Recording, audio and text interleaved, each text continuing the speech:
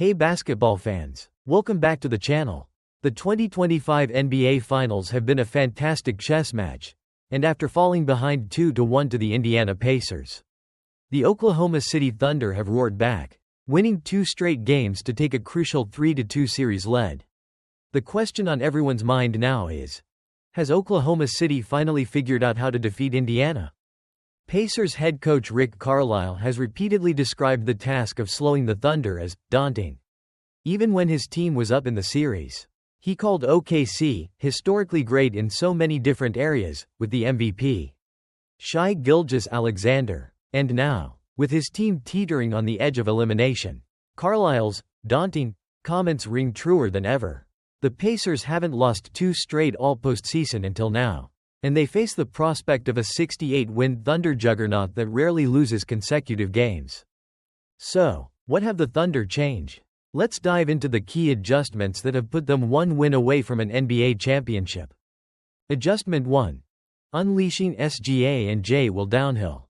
For much of the series, the Pacers, particularly through Andrew Nembhard's excellent defense on Shai Gilgeous-Alexander, had done a remarkable job of limiting OKC's 2 best players from getting to the rim. But in Game 5, something shifted. The Thunder played with a force we hadn't seen in their losses, registering 20 paint touches, their most since a Game 2 blowout. This was largely because Shai Gilgeous-Alexander and Jalen Williams, OKC's 2 best players, finally started getting downhill as often as possible, combining for a staggering 34 drives. Almost as many as all the Pacers combined. It sounds simple. Get your best players attacking the rim. But the Pacers' defense, with its active hands and aggressive coverage, makes it incredibly difficult. So, Thunder head coach Mark Daigneault found ways to make it easier. Adjustment 2. The Isaiah Hartenstein brick wall screens. One of the biggest tactical shifts was the reinsertion of Isaiah Hartenstein into the starting lineup. Daigneault has praised Hartenstein as the best screen setter he's ever coached. And he's proving it. Hartenstein is a brick wall, making it nearly impossible for defenders like Nembhard to fight through his screens. Because the Pacers' defense often picks up Gilgeous-Alexander far from the basket, Hartenstein can set his screens 30 feet from the rim.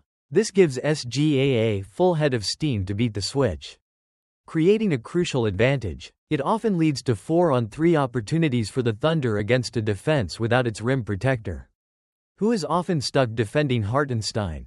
This simple adjustment has created so much more space for OKC's primary ball handlers to operate. We saw instances where Gilgeous-Alexander took the entire defense with him into the paint, leaving shooters wide open. Cason Wallace, for example, could take his time stepping into a wide-open three-pointer, a direct result of the gravity SGA creates. This is the value of an MVP. He can beat his man off the dribble. Or if multiple defenders shift his way, he'll find the open man. It's the essence of simple, effective basketball. Adjustment 3. More 2-man action for SGA and J. Will. Daigneault has also made it even simpler by calling for more 2-man actions between his 2 best players, especially to close out games. When Jalen Williams screens for SGA, or vice versa, it almost always creates a downhill advantage. Crucially, the defense has to pay so much attention to both players that the floor opens up for everyone else. This strategic focus has allowed the Thunder to close out games 4 and 5 with remarkable efficiency and poise. Adjustment 4. Capitalizing on turnovers. It also helped that OKC forced a whopping 23 turnovers in Game 5.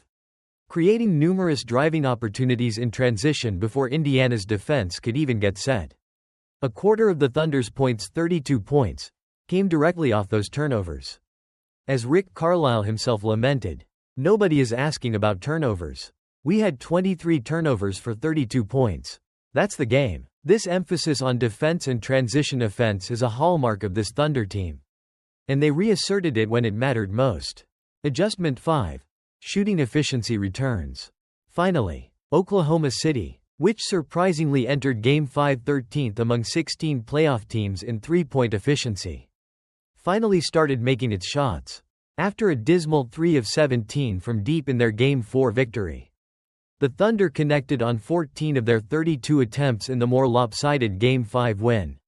They were a top 10 team in both attempts and efficiency during the regular season.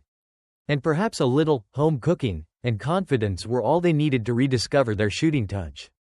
Conclusion. By leaning into these relatively simple adjustments, Hartenstein's screen setting, increased downhill attacks for SGA and J. Will, more two-man actions, capitalizing on turnovers, and improved shooting, the Thunder now feel inevitable. They've found their rhythm, playing the style of basketball that made them the best team in the regular season. This is especially challenging for the Pacers, compounded by the uncertainty surrounding Tyrese Haliburton's calf injury. What's even scarier for Indiana is that the Thunder truly believe they can play even better. As Daigneault stated, "It wasn't a perfect game at all. There's a lot of room for growth. But our improvement from Game 4 to Game 5 was critical. We're gonna need a similar approach. We have to take the humility to understand there's still a lot we can get better at if we want to go on the road and win Game 6. This isn't just coach speak. Like Carlisle's daunting comments. It rings true. The Thunder appear to have unlocked something. And the Pacers now face the ultimate test to keep their season alive in Game 6. What are your thoughts? Have the Thunder truly figured it out? Can the Pacers find another gear? Let us know in the comments below. And don't forget to like this video and subscribe for more in-depth NBA Finals analysis. The Oklahoma City Thunder, once down 2-1 in the NBA Finals, have roared back with 2 consecutive victories to take a commanding 3-2 series led over the Indiana Pacers. As Pacers head coach Rick Carlisle described it, slowing down the heavily favored Thunder has always been a daunting task. Now, with Indiana facing elimination in Game 6, that challenge feels more immense than ever. The Thunder's recent dominance marks the first time the Pacers have lost back-to-back games this postseason and the first time they've trailed in any series. This is a testament to the Thunder's resilience and their status as a true juggernaut.